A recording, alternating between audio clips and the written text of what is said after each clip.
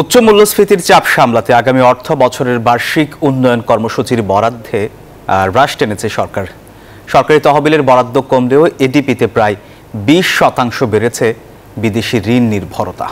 বৃহস্পতিবার শেরেবাংলা নগরে এনইসি সম্মেলন কক্ষে এডিপি অনুমোদনের সময় প্রধানমন্ত্রী বিদেশি ঋণের প্রকল্পে বিশেষ গুরুত্ব দেওয়ার নির্দেশ দেন।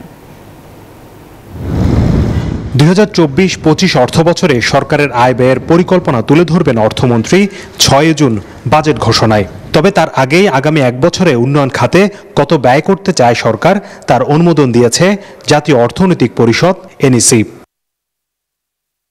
যেখানে এডিপিতে 2,65,000 কোটি টাকা ব্যয়ের পরিকল্পনা করা হয়েছে, এই বরাদ্দ চলতি বছরের চেয়ে মাত্র 2,000 কোটি টাকা বেশি। 2,65,000 কোটি টাকা ছাড়াও আমাদের স্বায়ত্তশাসিত প্রতিষ্ঠান তাদের নিজস্ব টাকা আছে, তারা 13,288 কোটি টাকার প্রকল্প সহায়তা দিবে এবং সব মিলে সরকারি এবং স্বায়ত্তশাসিত প্রতিষ্ঠানগুলো এডিপির আকার দাঁড়িয়েছে এবার 2,78,288 কোটি 91 লক্ষ টাকা।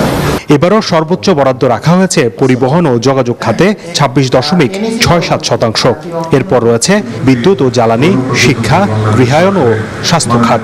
সভা শেষে সংবাদ সম্মেলনে জানানো হয়, মূল্যস্ফীতির বিবেচনায় বাজেটে এবার সামাজিক নিরাপত্তায় বরাদ্দ বাড়বে।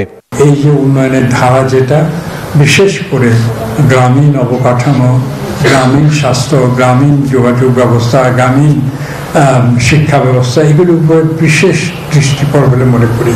পরিকল্পিত ব্যয়ের 1,65,000 কোটি যোগান দেবে সরকার, আর বৈদেশিক উৎস থেকে আসবে 1 লাখ কোটি টাকা।